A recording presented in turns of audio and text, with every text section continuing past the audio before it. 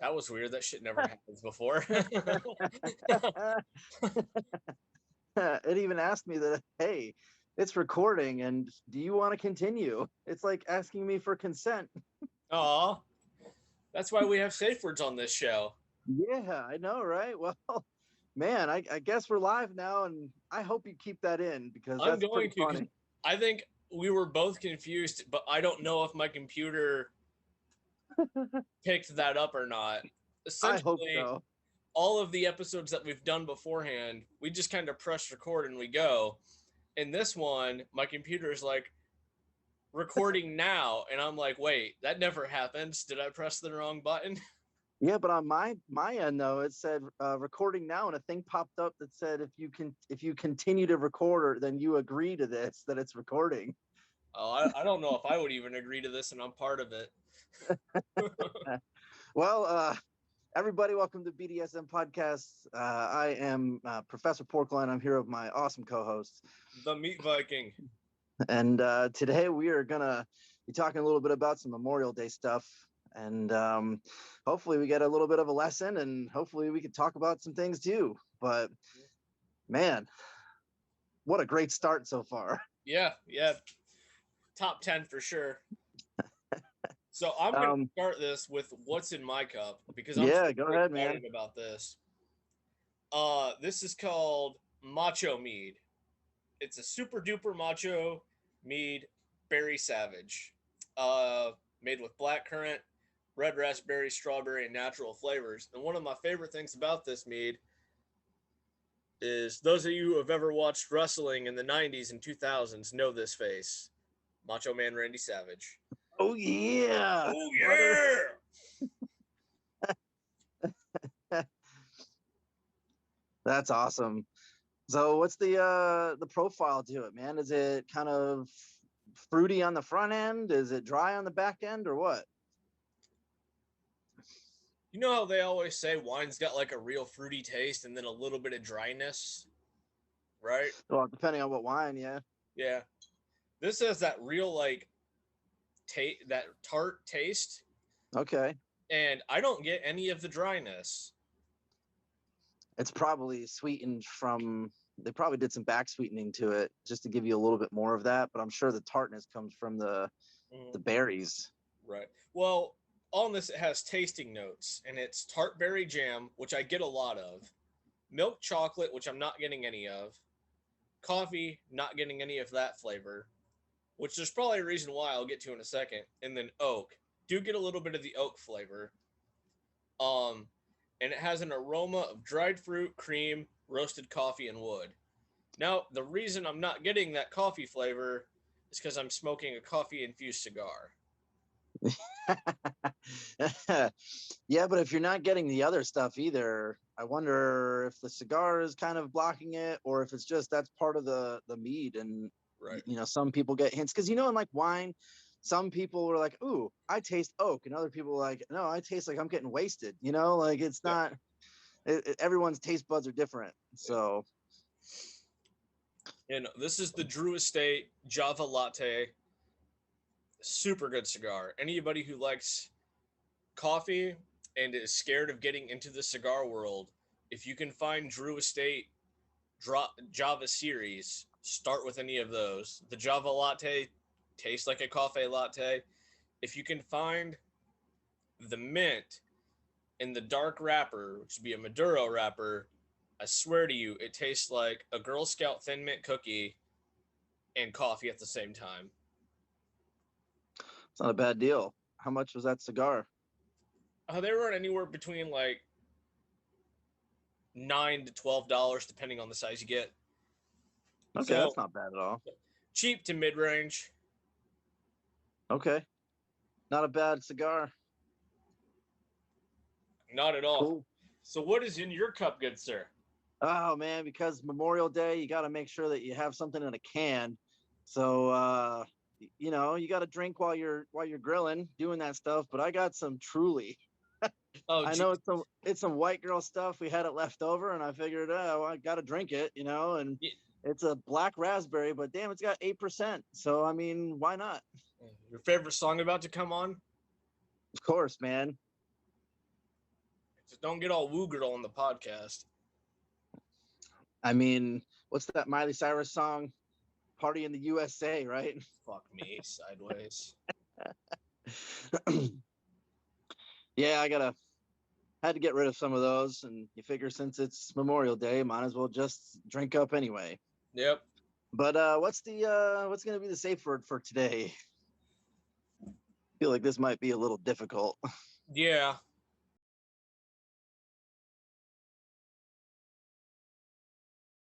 You know what we really need to do? We really just need to write down a bunch of words and kind of say what we did in the very beginning of this podcast, and just Yep. have like everybody just, you have a bowl, I have a bowl, and then we just pick one out and then say, Yep. there you go. So maybe we'll finally get on top of that and do that for the next episode. Yeah, because you know you can get a fish bowl for like $10. I don't even a fish bowl. I can just put it in like a Old coffee like can. yeah, like an old coffee can or something. Uh, I don't know why my mind went to Abraham Lincoln.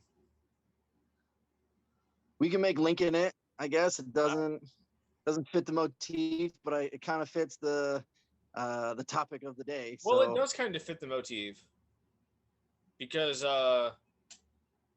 Memorial Day started taking place after the Civil War, it did. which Lincoln was president of for part of.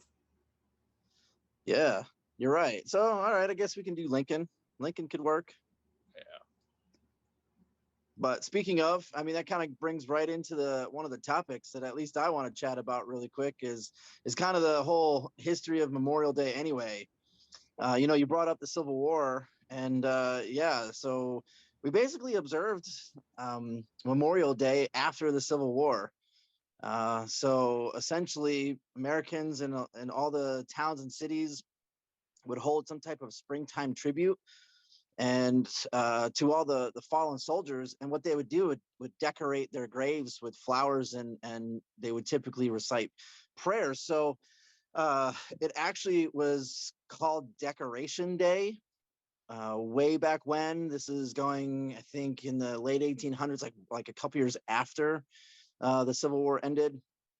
And they basically said, hey, it's just going to be a remembrance of all the Civil War veterans, and that the 30th of May is when we're going to designate this time to do the flowers, decorate the graves, you know, make sure that you remember the people that lost their lives in the war.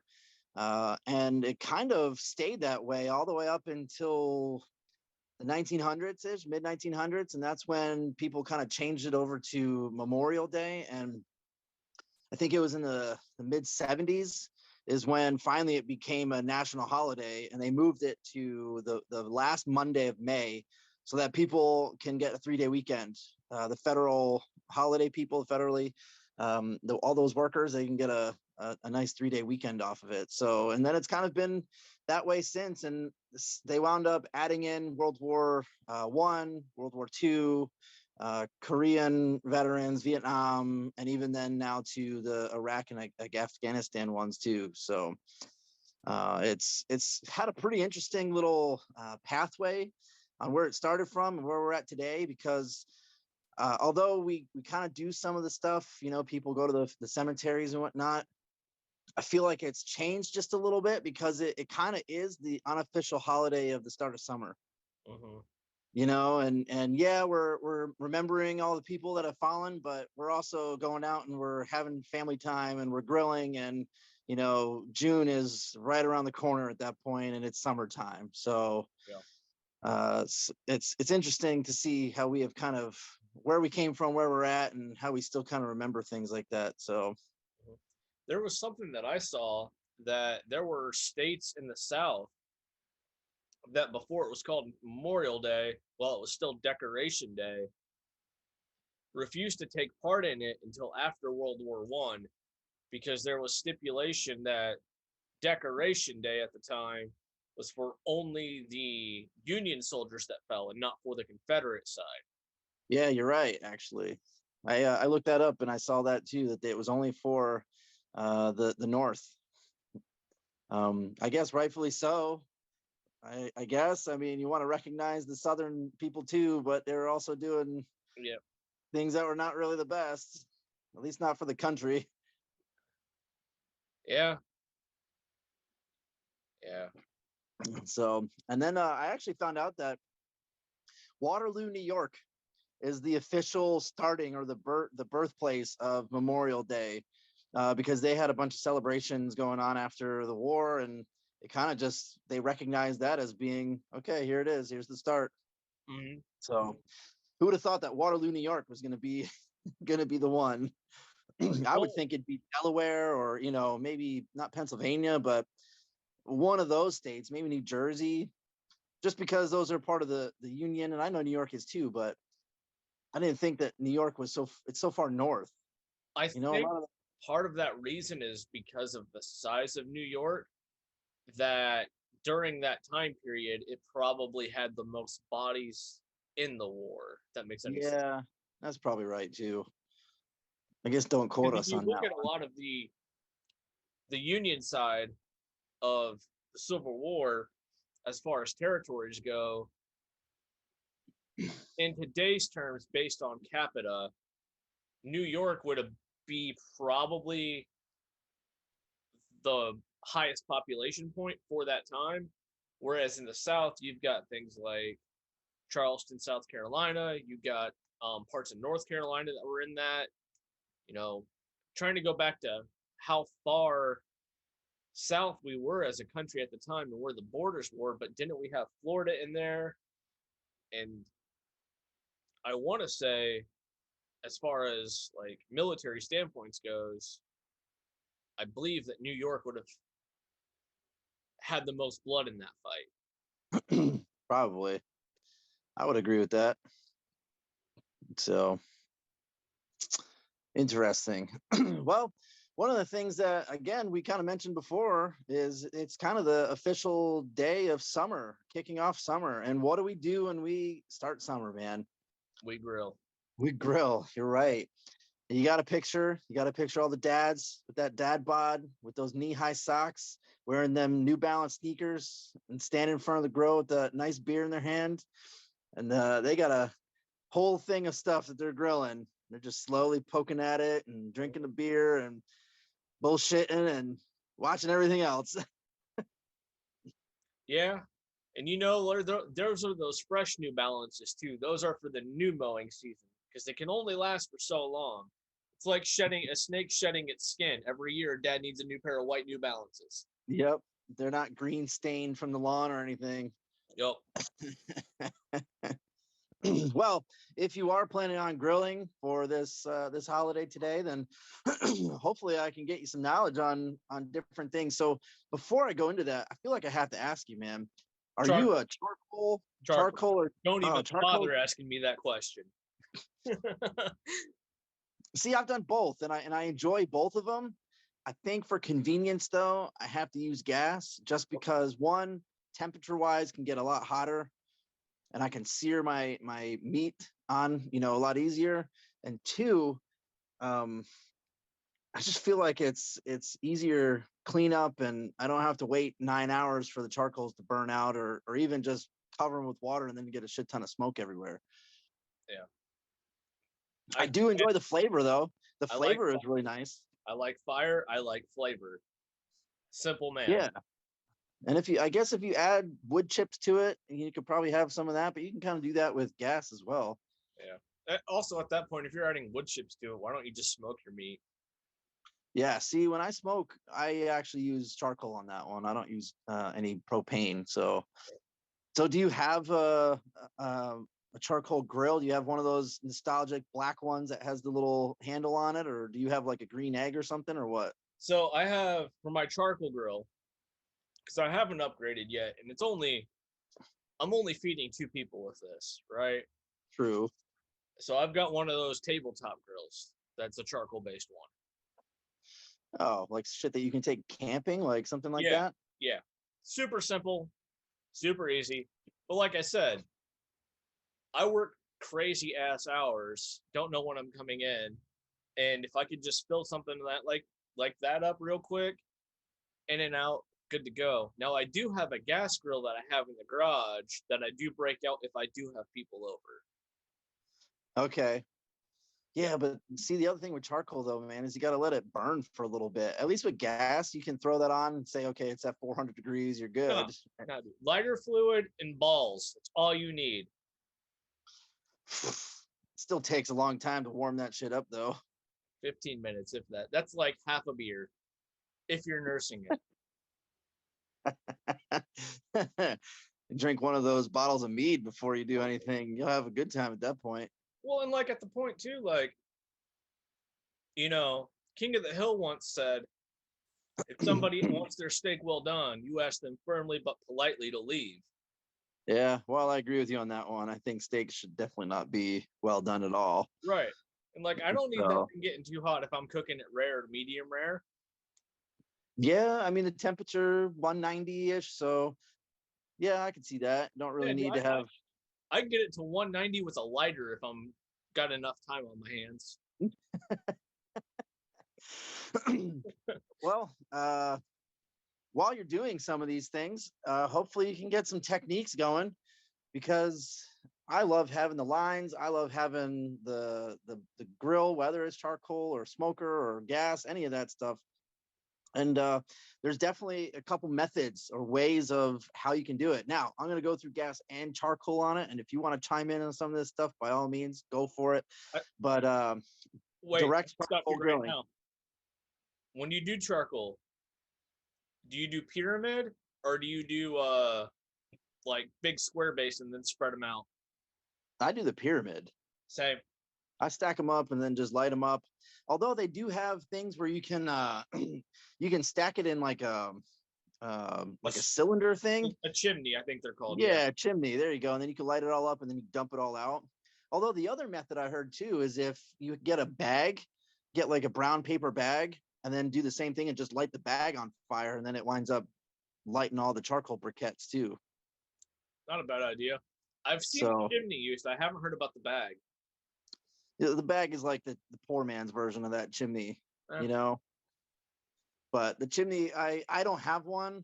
I usually just stack it up as a pyramid and just light it that way. Yeah. So, but one of the basic methods that you can do with this, and typically the most familiar that a lot of people will have, is the direct charcoal grilling. So this involves cooking small cuts of meat or portions of food. I mean, you can do vegetables, you can do corn, things like that. Something that's going to be cooked in about 20 minutes or less in a closed top. So that's the other thing, is there's a difference between closing the top versus keeping the top off. And with that one, you definitely want to make sure that the you're not going to scorch, or that you're not going to have anything that's going to be unevenly cooked. So that's why it's got to be smaller. So if you're going to do something like a burger, or if you're going to do skewers or something like that, they got to be kind of small, because if you're on that direct heat, it's going to cook it up. But you also don't want something that's really thick, because then it's going to take a lot longer to cook all the way through. Right. So, and if you're open grilling with it, then you're going to have a lot of heat loss, which means that your food will have to be hot and there could be cold spots to it. So, and if your airflow is not regulated, then you might have some flare-ups, and it's only good for smaller meats. So have you had smaller stuff like skewers that you've done, or how do you cook your stuff with the charcoal? So actually, I was going to bring this up because I love, doing like strip steaks on mine. I love doing hamburgers. I love doing brats on mine. Now, everybody knows there's this meat market that I love to go to. The only issue I have on my little charcoal grill is cooking their kebab skewers, because they give you such meaty chunks of the chicken in there that it's very hard to get that correct balance without burning part of your vegetables. A little blistering on them is okay, but sometimes they burn a little more than I would like. Yeah, I can see that. I wonder if there's a way to fix that. Like, I wonder if there's a way to maybe Honestly, not chop it, or maybe put it maybe could dip just them be in water or something beforehand. yeah, it could just be too the size of my grill, with it being so small that the flame, to get a good cooking flame, I need it to a certain degree, and that might be too hot for the veggies on there. Yeah, that's true. So, Have you ever done corn? Have you ever done like cobs of I corn personally on the have not grill? done corn, but it's something I want to do because I've had it before growing up and I absolutely love it. Yeah. What is it? Mexican corn or bang bang corn, I've heard. Mm-hmm. And you basically get those grill marks on there and then throw some of that crema on top with some seasonings. That sounds pretty damn good. Now for the corn, I've only done that on gas. I haven't done it on charcoal. And I mean you have the husk on and everything. yep. So I haven't done what, throw it on and get the grill marks on it and let it burn a little bit more. Yeah. But that still sounds like a pretty good idea though. Now, when you do your corn, do you do it like an elote base with you use mayonnaise in it? For the crema, yeah. Yeah, that's what I thought. Yep. So yeah. Well, think about it. If you're doing direct heat with charcoal, at least think about smaller pieces of meat. Think about skewers. Think about maybe a Filet, strip steak, but yeah, think about fillets though too. Some of them are really thick. Again, butterfly. you're trying to, yeah. I always hate butterflying steaks though. I feel like it just eliminates the not the flavorness, but when you cook it, That's fair. because think about it. If you're going to get a filet, I want my medium rare or medium. Like I want there to be maybe a little red, some pink. But if you butterfly that thing, that's going to cook super fast, and you're going to have a lot of a thinner layer, and you might not get, that's going to cook real fast. So you're going to have to basically just lay it on and turn it around. So I like to keep my meat on just a little bit longer. See, I prefer mine rare, so the filet is not really an issue for me. It's just literally throw it on the one side, get it to temperature, and then you're good. Yeah, but butterflying though, it's just I feel like It's it not ruins for the steak. everybody. I can respect that. Well, when I worked at the steakhouse, man, or even the restaurant, if anybody ever said, "Oh, I want it butterflied," you knew it was going to come out as well done. Like, "Oh, how'd you like it cooked?" Well done. Yeah, it's Oh, gonna look like freaking shoe leather. Like, no, I'll guess I'll do it for you, but I'm not gonna enjoy like it. it. Yeah. That's what we should do. We should open up a restaurant and just be like, you've got rare, you got blue rare, medium, or fuck me, blue rare, rare, and medium. Anything after that, you double your price. If it comes out looking like shoe leather, you paying $20 extra charge Yep. And if you just ask us because. to serve it with ketchup or any kind of steak sauce, we triple your price. Yeah. Well, where are you with steak toppings? Are you cool with mushroom and Oh, hell onions? yeah. Are you cool with something like a blue cheese crust or like a Parmesan crust on your steak? Yeah. Okay, Because that's fine. look, at that point, there's a very crucial thing here. I call that stuff right there chef's choice. Okay. When it gets to you, and the first thing you do is you dump that bitch in A1 sauce, Oh yeah. all the hard work the chef did in making that taste the way it should, you just negated. Don't get me wrong, I love me some A1 sauce. I really do. But there are many times that I've made many a great steak without A1 sauce.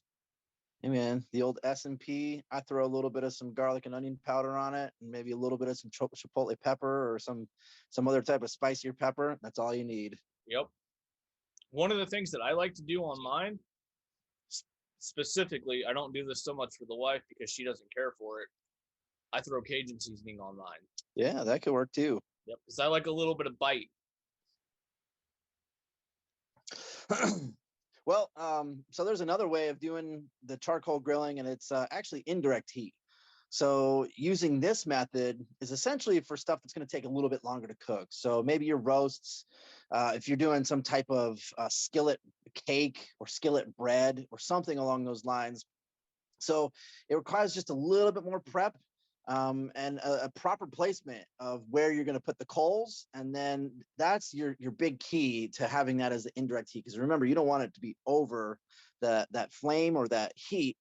So it's good to have that down. So essentially what you do is with the direct grilling, you basically open up the lid, all the vents, everything like that. With indirect stuff, you wind up moving the coals to one side, or you can split them, however you want to do it that way, and make it so that there's a little bit of some room in between, and then you would place your cake or your bread or whatever meat you're making, so it's off that flame, right? And then you would wind up putting a little bit of some water, like a tray of water in there, so that you keep the moisture going in, and you wind up putting the lid back on. So remember, if it gets a little too hot, you can always change your airflow, closing some of the vents, things like that. But that would definitely be better for anything that needs a little bit more time, that might need a little bit thickness. And I have done that a couple times, and it's pretty close to smoking stuff, letting the smoke come all the way up. But the indirect way is something that you're going to kind of hang out with. You're not going to be 20 minutes in and done. Yeah. So have you ever done indirect stuff before? Can't say I have. No. I believe I've had it done with beer can chicken. I don't know if you're familiar with that. Oh yeah, I mean, you can't go wrong with that. Yep.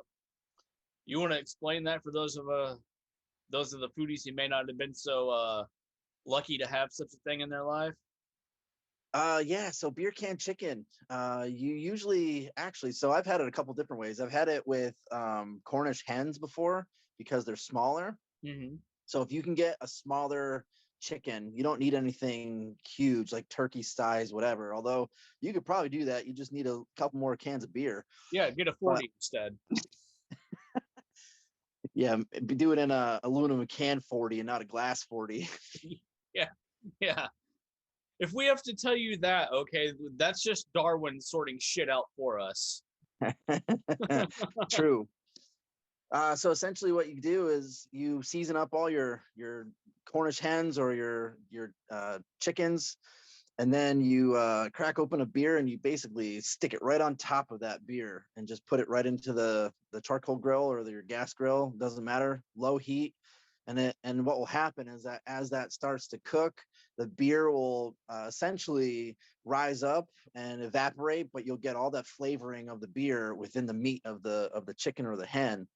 And then all the seasonings outside kind of caramelize and melt in it too, and you just get yourself a nice little flavor profile for that beer can chicken or Cornish hen. Yep. And you don't even need to have anything crazy either. You can do something like a Bud Light or a Coors Light. You don't need to do like a double chocolate stout, macchiato, whatever. Yeah. I would, You can, because I'm pretty sure growing up, it was either like Budweiser or Busch Light we used. I would like to come back and try that with a Guinness. yeah, you can do a stout beer with it. Yeah, I think we usually did Coors Light or Miller Light or Bud Light, one of those. Yeah, just a cheap light beer. Yeah, whatever cheap beer you want, because I mean you're gonna burn the can anyway. So yeah, it's a sacrificial can. True. So with charcoal stuff, obviously it takes a little bit longer because you got to light up the charcoal, you got to let it kind of burn a little bit more. So with gas, some of the advantages, and I think I mentioned it before, it's easy to get the temp. It's easier to set it up really quick. I mean, you just push the button, you light it up. Your temperature remains constant or more constant versus the charcoal, because sometimes some of those bricks don't light up and you might not get all that heat on there. So it's easier to maintain that. But the downside to gas is essentially flavor. And again, there's a huge debate on that one, which it looks like my co-host here is more onto the charcoal side because of the flavor. I'm gonna but stop I you feel here. like Yeah, I got the perfect seasoning works analogy too, for man. this, okay, Lincoln. All right, you a gas girl, you might be Mr. Right, okay? You get it done, you get it quick. I'm a charcoal man. I'm Mr. All Night. I'm in it to win it, okay? I do both. So for me, it's just really, do I want to spend an hour doing it, or do I want to do 20 minutes? I mean, You know, sometimes the flavor of the week is you just got to get in for 10 seconds, man. Other Yeah, times you got to go a little bit longer. yeah, I get it. For those of you who haven't got that joke, I'm sorry, but for those of you who did, leave it in the comments. Are you Mr. Right or are you Mr. All Night? Yeah, exactly. So essentially with direct gas, again, it's just like the charcoal. You're going to wind up putting it right over that flame. So depending on how many burners you have on your gas grill, you're going to wind up preheating it. Make sure that everything gets up to that temperature. You can throw, this is where you can control a little bit more and be like, oh, I want it at 250 or I want it at 300. So that's where it's just a little bit more control when you're looking at it at that point. And that's where you just throw your meat right on top. So typically a lot of people will have that, and this is where you can get your steaks, your burgers. It's gonna flip it and then remove as needed. So this is where you can get those nice grill marks. You can do it with charcoal as well, but the hotter that, the easier that sear is, and then you can kind of flip that around. So anything on this one, corn, skewers, big thick cuts of meat, small cuts of meat, all of that will work on that direct gas. But going along with the same thing too, there's also a method of indirect gas grilling too. So again, this is all for those things like your roasts, or if you're baking anything off of it as well. And essentially, you're going to do the same thing that you would do with the charcoal. You'd light up your burners, and then you'd shut one of them off, and then you'd have those other burners kind of give that heat while you put your food on that off burner. So this, again, one of those things that just takes a little bit longer when you're cooking, because not only are you getting it from the top, but you're getting it from the bottom as well.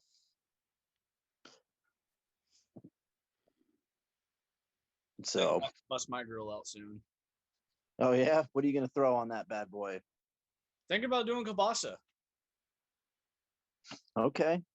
You going to play Tenacious D while you're doing it too? Of course. It's the only way to cook kielbasa. You got to get that kielbasa sausage, man. Your butt cheeks is warm. It's such a fun song. Yeah, it is. Great song. For those of you who haven't noticed, I gone through this mead so quick that I picked it up 3 other times and went to take a drink and realized there's no mead left and been disappointed. Looks like you needed to get another bottle of mead, man. Eh, that's the only one I had. Well, you need to see if the liquor store or the whatever store that you get your stuff from has any of that mead. Yeah, I'm sure they do. It's just a matter of by the time we wrap up, it might be closed because it is a Sunday. True. You ever done any spit roasting before, man? Oh yeah. I'm not talking about anything. Yeah, while I'm talking about food. I get you. We don't need to talk about that. I have not done any spit roasting personally. I have been around people that have done pigs and whatnot and have done that. So what have you done when it came to spit roasting? Because that also kind of goes along with the grilling side. I mean, you got a flame and everything. What have you done with that? It's been a minute, and I was there in partial. If that makes any sense. Like I was there, I was around it, but it was a charcoal-based grill, and I believe it was a 12-hour process of a hog that we were cooking. Okay, so it was a hog. Yeah. Those things come out delicious. Enclosed in like, I want to say, a jerry-rigged. I was looking for the word grill and I forgot what it was, but like a jerry-rigged grill out of an old beer keg. Oh, really? Yeah. So, like, super backwoods on this one. And all I remember is like, it took so damn long to cook this thing, but we started early in the morning, like at 6 o'clock, and it was ready by 6 p.m. when the night was getting ready to get started. You know, it's a matter of just making sure you turned it and just, yeah. I remember it was like so good though that you probably could have had a vegetarian eat it. Yeah, so you didn't have like a mechanical thing that automatically turned it, It or was mechanical based. okay. Yeah. So I looked at some history on some of that stuff real quick, and way back when, and we're talking about like the Middle Ages, they would actually have servants, and they would wind up rolling the spit, or they would actually they've done steam before, and they've done things where they've had dog powered treadmills, so the dog will walk on the treadmill and it winds up turning a knob and it winds up getting that spit roast going in a circle. Nice. So it's water is another one where they have it hooked up to like a stream, and then again the same thing, it's going all the way across, and the water basically powers that spit. So the cool thing about the doing spit roasting is that it basically caramelizes your entire surface, and it cooks everything nice and juicy on the inside. And then you don't have to worry about basting anything, because if you smoke meat before, I've talked about this, and even talking about grilling and stuff, you have to baste your meat and kind of suck up those juices, throw it on there. But if you're spit roasting it, it automatically self-bastes it. So you don't even have to worry about any of that fat or any of the juices. It just gets recirculated through the whole entire thing. So also makes it pretty good so that it cooks evenly, because it is that low and slow whole entire mentality of things like smoking your meat too. So now I guess you gotta have to talk a little bit about smoking too. I have a vertical smoker. We might save that for another episode. We might bring that up when it's time for 4th of July. We can do that, yeah. Only because looking at the time clock now, we still have desserts to go through. And sadly, with the program that we use, we might run out of time. All right, man. Well, we can move that on to another one then. How about you take us into some of those desserts that you found? So there were 2 desserts that I found. Actually there were more than 2, but some of them I believe would fit better when we do our July 4th recipe. Our 4th of July Independence Day special, because Memorial Day is very important. Everybody needs to take time to remember those who sacrificed their life for us. But when you think of like American flag imagery and American flag themed desserts, what would be the first thing that goes to your mind? I mean, I think of 4th of July at that point. So yeah, and that's exactly kind of where I am. And so some of those really good ones I want to save for them. But as a fan of both Snickerdoodle cookies and ice cream sandwiches, I found a Snickerdoodle ice cream sandwich. that sounds pretty damn good. Sorry, I had some coughs real quick. And it's super simple to make. Not going to go over your ingredients list. Basically, you just preheat your oven to 350. Line a large rimmed baking sheet with parchment paper. In a large bowl, using a hand mixer, beat butter, 1 1/4 cups of sugar until fluffy. Add eggs, vanilla, and beat until all of that's combined. In a separate medium-sized bowl, combine your flour, your salt, baking soda, and 1 teaspoon of cinnamon. Whisk those together. You mix your dry ingredients and your wet ingredients, stir until they're just incorporated. Spread the batter into that baking sheet, sprinkle with the remaining cinnamon and sugar you've got left over. Bake that for 15 to 18 minutes.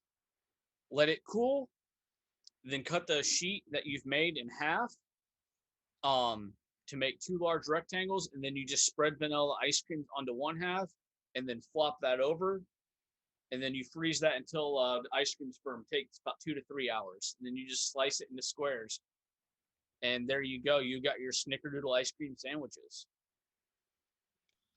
Or if you really want to make it a lot easier, just buy a pint of ice cream and then take a knife and just chop that through the cardboard pint, so you have your nice little circles, and then just put it right on your right on your cookies. Right.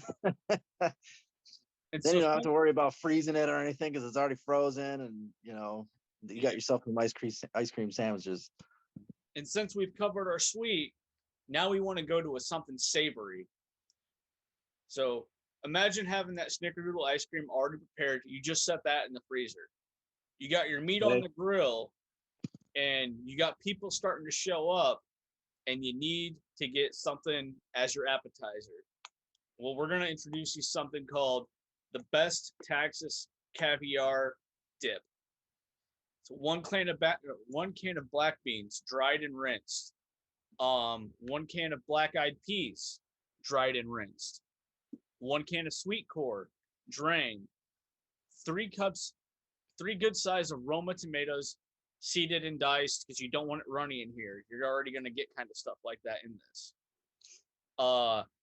Add 1 bunch of green onions, sliced thin, or if you want, you could do a 1/4 cup of chopped finely red onion. Go to 2 large avocados diced, add half a bunch of cilantro. Now you do 1 cup of Italian dressing. And then you do 1 small lime, slice it in half, add 1/2 into the dish, and then do the other half as garnish. And there you have what is known as Texas caviar dip. Serve that with some tortilla chips, and it's kind of almost like a mix between pico de gallo and guacamole. It's got that nice hearty taste.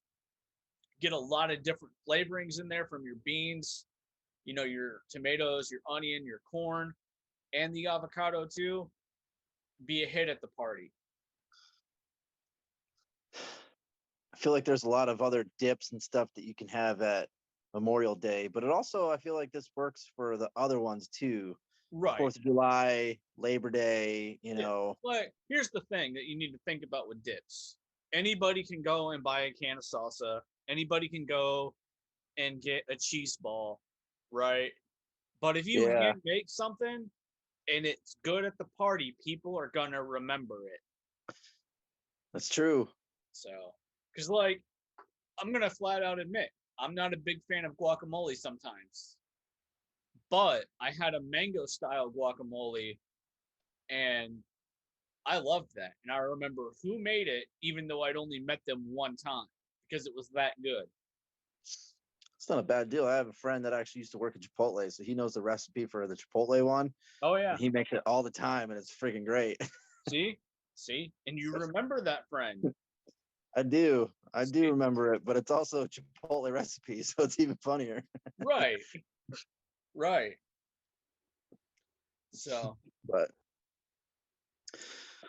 You got anything else for us? No, I think we covered some pretty good stuff for Memorial Day. I guess the only thing you have to say is just remember the people that have, fought in those wars and who have protected our freedoms, and spend time with family and enjoy that day.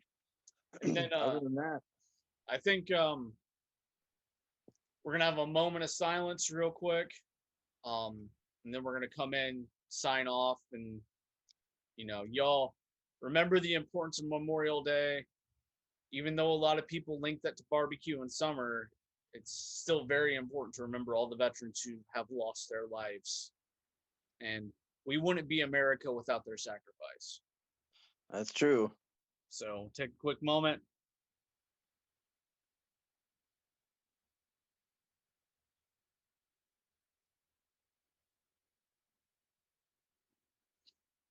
And you want to sign us off now, good sir?